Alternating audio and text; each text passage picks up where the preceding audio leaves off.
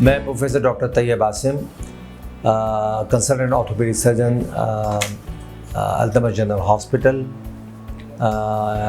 और AOC medical centre institute से आप लोगों से मुखातिब हूँ।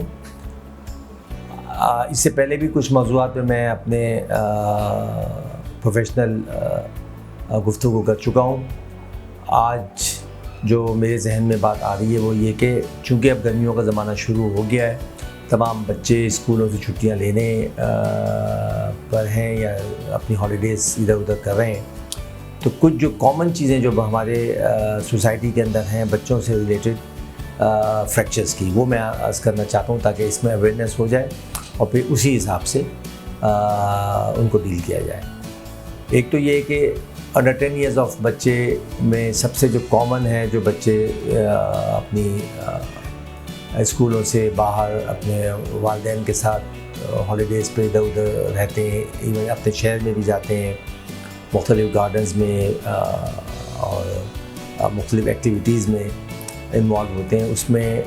हिस्ट्री ऑफ फॉल के साथ उनकी कुछ इंजरीज़ होती हैं जिस पे बड़ा इम्पोर्टेंट इशू आ जाता है। ख़ास तौर पे जो बच्चे 4 साल, 5 साल, 3 साल, 6 साल के होते हैं, वो जंप करते हुए, मंकी बार से गिरते हुए उनको एल्बो पे चोट आती है, रिस्ट पे चोट आती है, शोल्डर पे चोट आती है,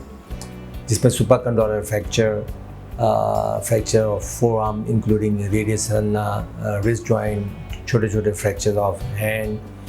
इसी तरीके से ज़मीन पे जब गिरते हैं तो उनका लैंड जब कर रहे होते हैं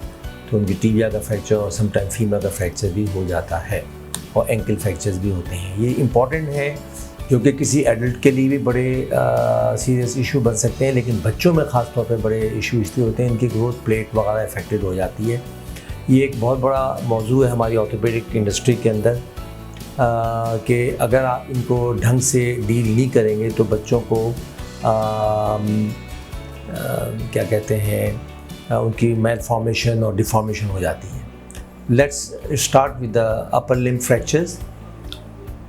अगर बच्चा कोहनी के बल गिरता है तो उसमें सुपरकॉन्डाइलर फ्रैक्चर होते हैं और उसके अंदर भी डिस्प्लेस अनडिस्प्लेस फ्रैक्चर है, लेकिन ये these are the serious fractures. उसको बहुत से लोग जो हमारे जूनियर डॉक्टर्स हैं, जो ऑर्थोपेडिक से रिलेटेड नहीं हैं, वो नहीं पहचान पाते एक्यूटली एंड प्रॉम्प्टली, और स्पेशली सुपरकॉन्डाइलर फ्रैक्चर, और उनकी मिस हो जाती है, मिस इंजरीज हो जाती हैं, या अगर पहचान भी जाते हैं तो उनकी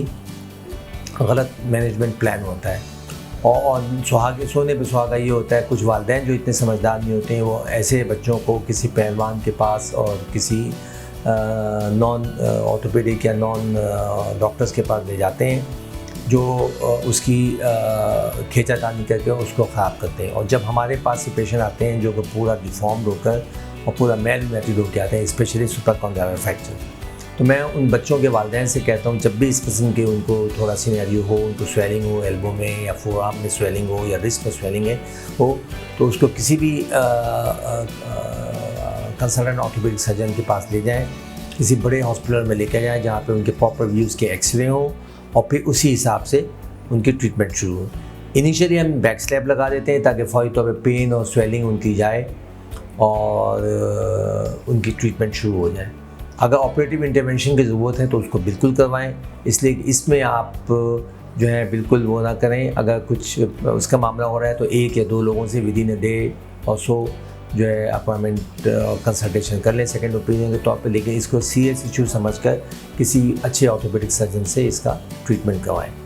तो इसी तरीके से बच्चों की ट्रीटमेंट्स पाँव के हिसाब से भी होती हैं, जिसमें एंकल हो गया, टीबिया फ्रैक्चर हो गया, फीमर फ्रैक्चर हो गए, और सम टाइम क्या वो हिप फ्रैक्चर बच्चों में भी हो जाते हैं,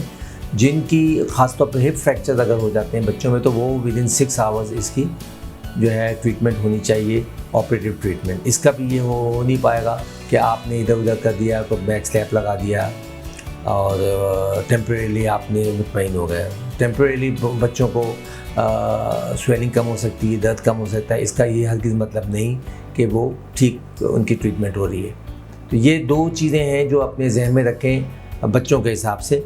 फ्रैक्चर प्लान, इसी तरह से एंकल हो गया, एंकल की फ्रैक्चर डिस्लोकेशंस होती हैं, इसको भी बहुत ही प्रॉम्प्टली और बहुत ही एक्यूरेटली ट्रीट करना होता है। उसके लिए बैक स्लैप, उसकी डेफिनेट ट्रीटमेंट, उनकी ऑपरेशन, ये तमाम चीज़ें आती हैं। और मैं मंडे एंड वेडनेसडे को अल्तमश जनरल हॉस्पिटल में बिटवीन 11 to 1 बैठता हूँ।